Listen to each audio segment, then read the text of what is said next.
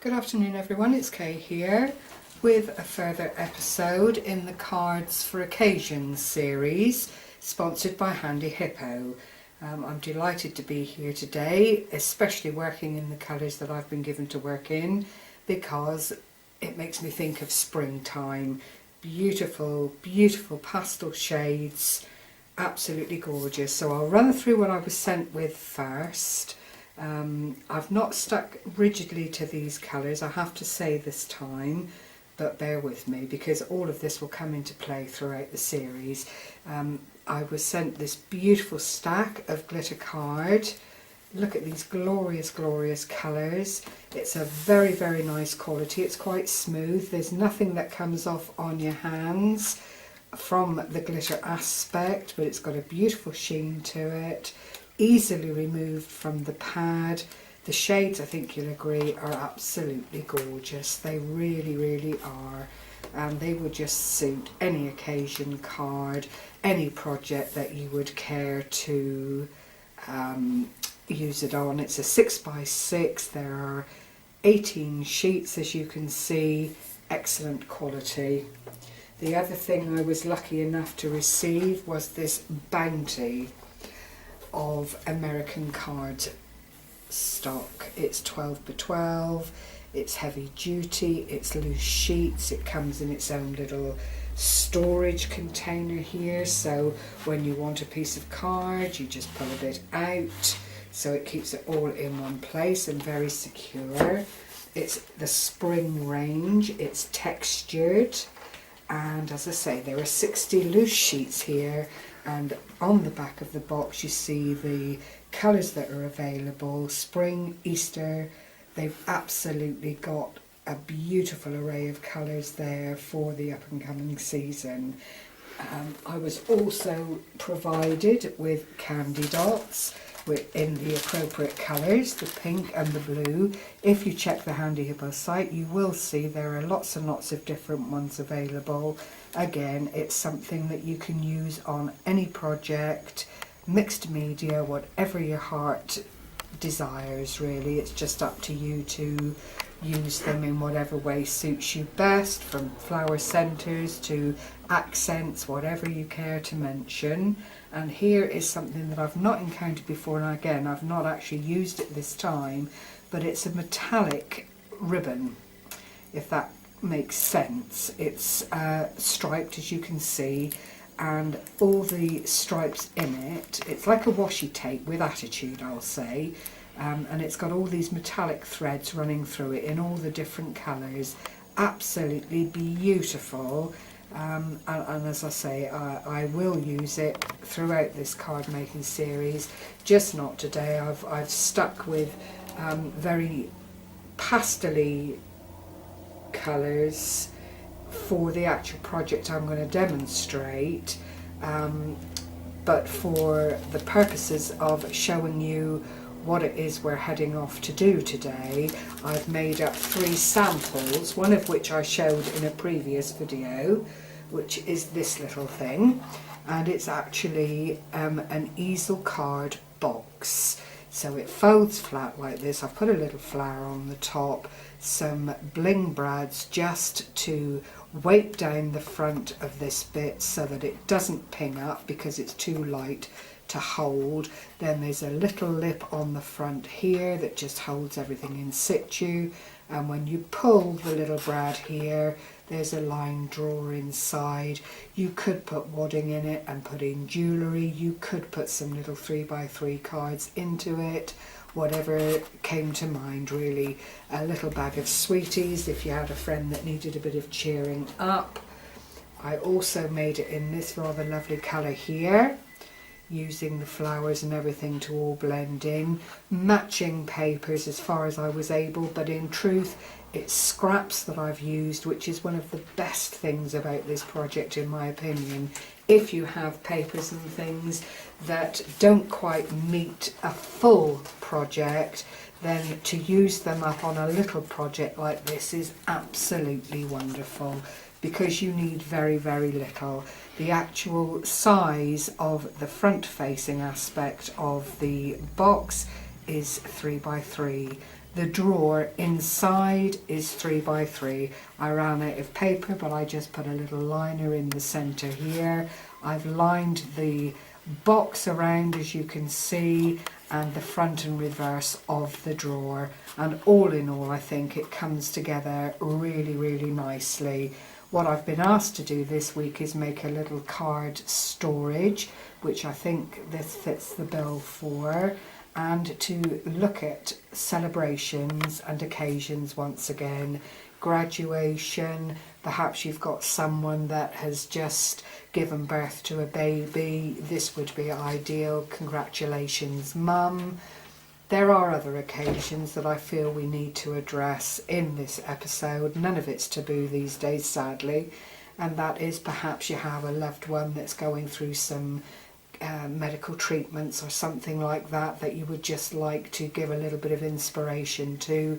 You could easily use one of these little boxes, make some little tags to go inside with special wording on them saying, I'm proud of you, I love you, keep up the good work, all of that kind of thing. It's quite discreet. It doesn't have to be on show for everyone to see that, you know, you're trying to be supportive. It just looks like a little pretty box, but for the recipient, if they're in a place where they would quite like to know they're being thought of and needing a little bit of extra support, to pull open the drawer, take out one of your little sentiments that tells them how wonderfully well they're doing, I think is quite a special thing to do.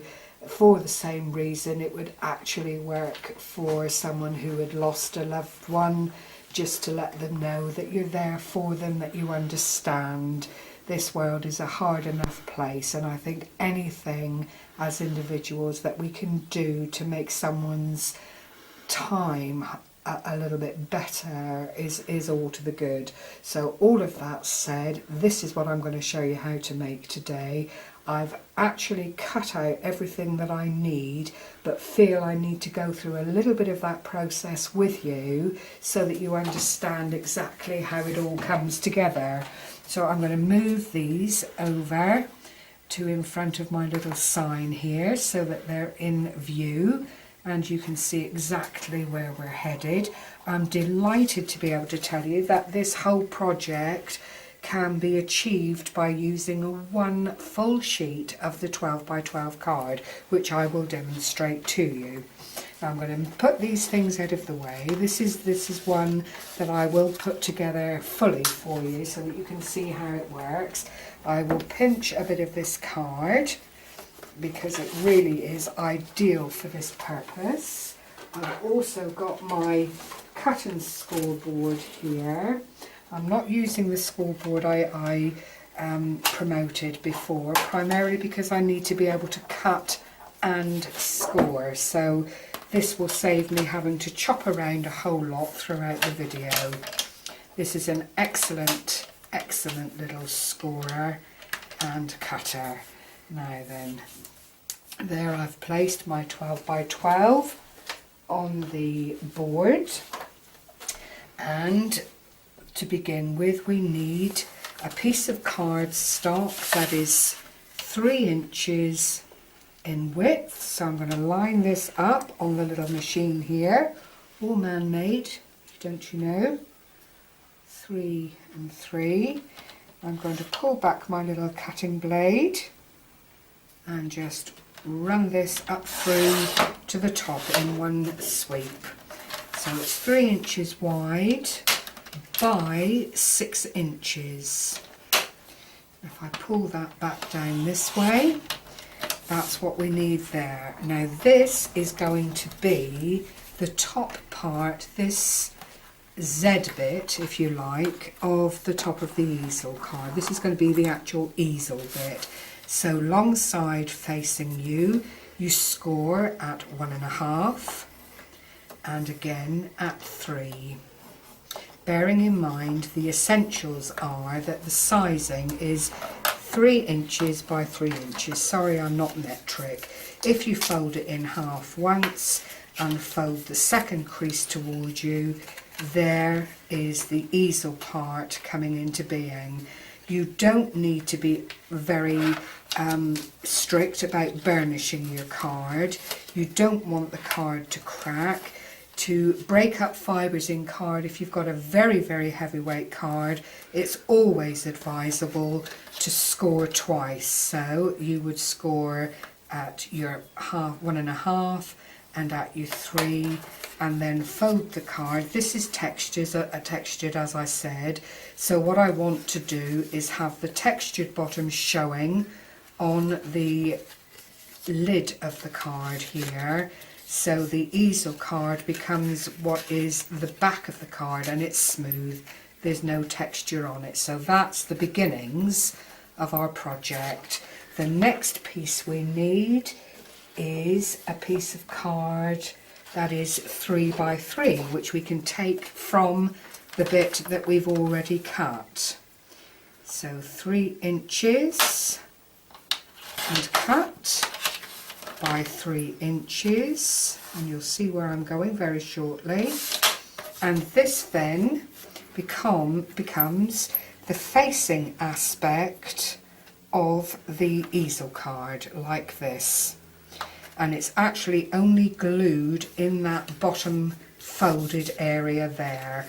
You line up all your edges beautifully, make sure they are lined up properly, so when you actually fold the card down, it's absolutely flat and it all just marries up together. So again, there is the easel part, there is the front facing aspect of the decorative panel that you're going to be using for your easel box card. The next piece we need is the wrap for the drawer. So that has to be 3 inches, I'm just checking my measurements here, 3 inches in length, or width rather, and 8.5 inches in length.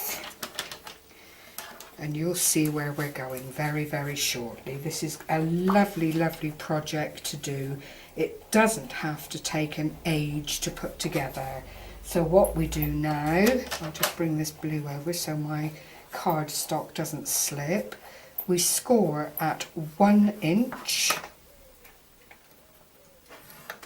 We score at 4 inches, at 5 inches, and at 8 inches. Sorry for those who are totally metric. I don't have the wherewithal to convert as I work, I'm afraid. But hopefully, you know, that this is not by any means my concept. If you look on YouTube, you will find lots and lots of different people displaying this particular project beautifully. If you're into the metric, then do by all means go and check it out and find what suits you. What in effect we have just put together there, once it's glued, is the drawer, which I'm hoping you can see. You would just glue those two bits together here, like so. This then sits on the back, and you'll see all the measurements marry up, and your drawer aspect then fits into the centre. So what we need next is the drawer, and this is the largest piece that you will need. And this bit has to be 4 7/8, which I need to marry up on my board here. 4 7/8, and this one does need to be pretty well spot on. 4 7/8. Take away the spare by 4 7/8. And we'll score again, cut again, and the scoring on this one is 1 inch all the way around the square. So you score at 1 and turn, score at 1 and turn, score at 1 and turn again, and 1 more. And that is all the scoring that you need to do for this particular project. I will just gently burnish this, just to keep my score lines in good view for you. It is up to you whether you need to burnish it really quite strongly or just very gently like I have there. I then want my scissors, because the next thing we do here, using the score marks that are in situ, is notch, which means taking a little area of card out to give a V shape to the outside squares of the squared piece of card. I tend, if I start cutting one way, to cut the same way on each side, because it does make, when you're putting a project together, it does make it a bit easier. So another little notch here and to the outside. And what this does when you fold these flaps in is make sure that the edges then remain straight and unencumbered.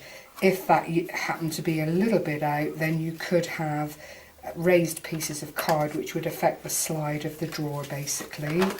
So that's that side done.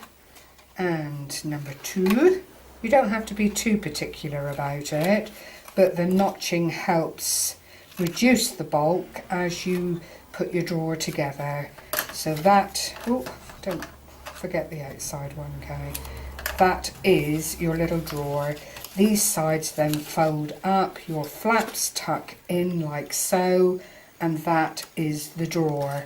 Now what I did on the one I'm going to show you today, using up the rest of the card that to date hasn't been used up, I cut these pieces of card into 3 by 3 squares, and you'll see why as I put the other project together. So I'll move this out of the way and carry on with the one that I prepared earlier, no pun intended. Here we go, providing I haven't lost anything. So let's put that there like that. So that is all the pieces. It's as quick and as simple to put it together. I'm now going to my most favourite glue at the moment, because for the purposes of this video it's nice to have things that dry quickly so that I don't have to have you tatting and thinking, well, she's not even got that to stick, because this stuff does the business very, very nicely.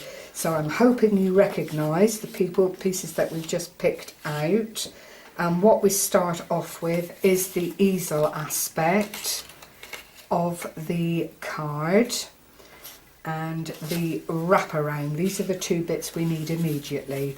So using our glue, and I can't recommend this one highly enough for this kind of project, I'm just going to pop some of the glue. It's gone a bit rusty from the pin that I keep wedged in the top there, but it'll come good. I won't let you see that bit because it looks a bit manky. Oh. I'm going to bring those 2 bits together and line up the folds like so. Give it a second or 2 just to dry. I've got something on here now. Oh dear. Right. And that is the drawer liner. Easy peasy lemon squeezy. The next bit I want to anchor onto the project is the front facing card, which makes up the plate for decorating. So as I said before, all we want to do is glue this lower aspect. This glue is white, people. It's just the pin has started to degenerate within the glue, unfortunately. Now the glue's going off the boil. It probably needs cleaning out a bit. Oh dear. Right. This you line up, as I said, edge to edge, corner to corner, just like so. give it a second or two to dry, and there is part 2 of this little project. The next thing we do is anchor this bit to the drawer liner, but it is here. So you make sure that the opening for your drawer is at the front, and you line up so that your easel and drawer front are all facing in the same direction. So I'm going to pop some more glue, yucky poo, on the back of this. Oh, that's quite obscene. Looks like mustard. Oh dear, not good. And you line this up at the front again, corner to corner, cut edge to cut edge. I've got a little bit of manoeuvrability there. What is wrong with this?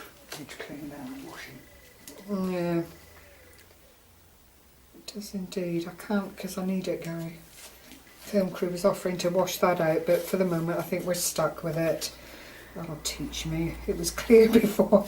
However, not to be daunted, we will just carry on regardless. It's not just sticking, that's the only thing.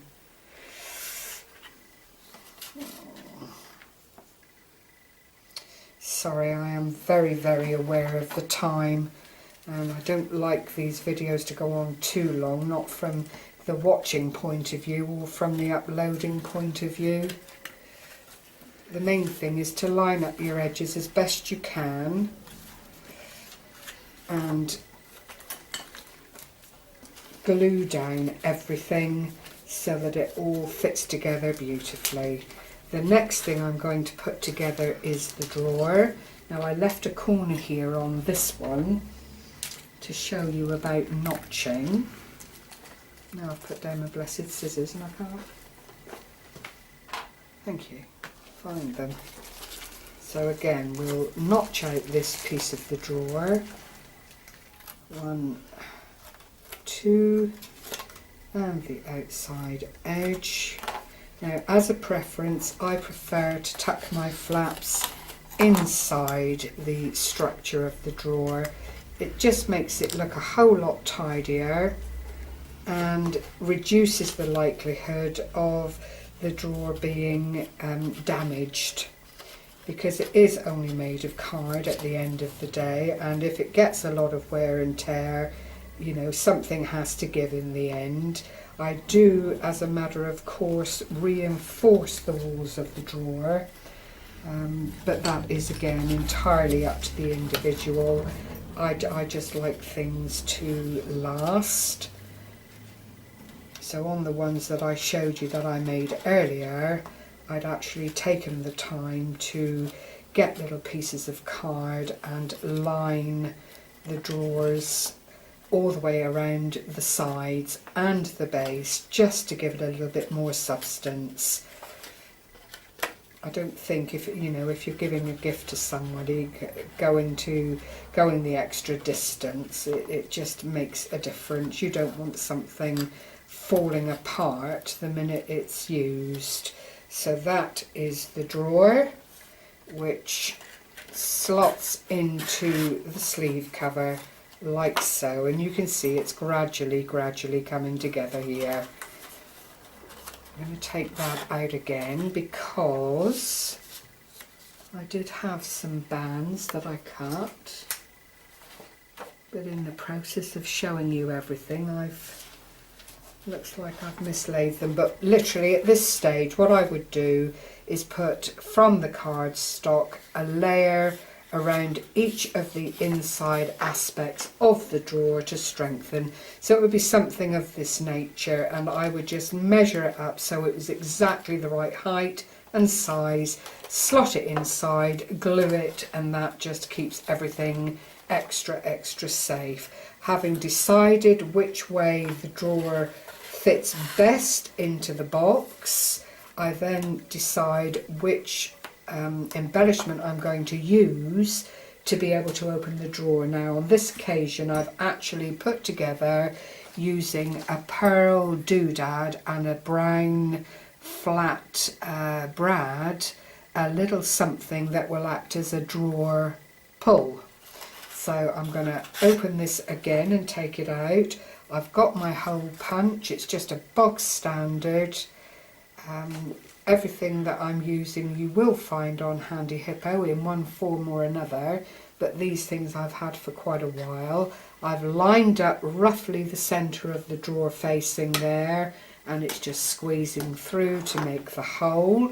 I'm then going to pass the legs of the brad through the hole, open them up, and just make sure that that sits nicely there. From the cardstock I've taken a circle punch. I've got one flat edge there, as you can see. I'm going to put that, I'll show you very, very shortly. I'm going to put this, if you see inside the drawer facing, you'll see the legs of the brad. I don't like that because they can be sharp and they can damage. So I'm using that half circle just to hide that away quite effectively. And again, it acts as another little strengthener, because that area again is an area that's going to take a lot of wear and tear in the course of it being, of the drawer being opened and closed. So that then can slot into the drawer sleeve very, very effectively, as I'm sure you can see. And that is that part of the little box done. The next thing is to make something for the front facing of the card, and what I've done here, this is 3 by 3, and what I've done here is made 2 3/4 square on a white backing. I've used an oval punch and a sentiment, and what I plan to do is just pop that into the centre of that plate. This is an inspirational, and the saying, although it's a wee bit smudged, is a special moment may last but seconds, yet the memory can live on eternal. And I thought that was a very, very lovely sentiment, bearing in mind that, you know, this is something that you would hope would be treasured and used. It's a forward thinking, in my opinion, statement of life. Things do pass very, very, very quickly, and yet the impact they can have on your life is not inconsequential. So that then becomes the front. This part is entirely up to the individual. Needless to say, you don't have to follow my lead in any shape or form except for the actual making of the box. At this point I would decorate with papers. I would decorate each of the sides. I don't worry about the bottom, it is the bottom, but each of the sides, including front and back of the drawer, would have a decoration on it. I've got some card here left over. I would make a little plaque so that there was something for the easel aspect to rest onto. Again, you don't have to. You could put some jewels or gems or some of these lovely little candy dots, anything that would just make sure when the card was in the easel position it had something to rest against. And then for inside this drawer, bearing in mind the inspirational theme which I've opted for on this occasion, what I've done is made 5 little mats. I've put tags on them that you could just write freehand on to say I love you or thinking of you or get well soon. And these then have room on the back if you wanted to put something more encouraging or something very personal on the back for the recipient. These things then can just settle into the drawer very, very discreetly. I've kept them quite plain for the purposes of this video, but you can really go to town on them. You've got a drawer there that is actually about 1 inch deep, but you'll see they slot in there really, really nicely, totally discreet, So if you wanted to use this for inspirational or private messages for someone that you care about, then there is the deed done. If you just want to send a piece of jewellery or send some sweeties or something of that nature in the box, then it lends itself at 3 by 3 by 1 inch deep to just that kind of gift. I hope this is proved to be inspirational to you. I don't, as I said in the very beginning, claim this as my own concept, not by any stretch of the imagination. I just think it's a really, really useful, beautiful gift to be able to pass on to someone that you care about, to let them know you're thinking of them. On behalf of Handyhippo, I would ask you to check out their channel, to make sure that you look for the next menu that will be listed toward the 10 items that could give you the chance to win a £20 voucher from the Handyhippo online store. Do check out the store. Again, this weekend there's been another 10% off clearance, which finishes today. I know. My phone crew's telling me I've left the plate off, but he wasn't listening when I went through that bit with you. Yes, the 10% ale ends today, so, you know, just watch out. There are regular events. The newest of new craft items are always available by the top branded companies. So do, if you have a moment, go over and have a look at the site. Thank you very much for your time. Thank you for watching, and I will see you all again next week. Bye bye.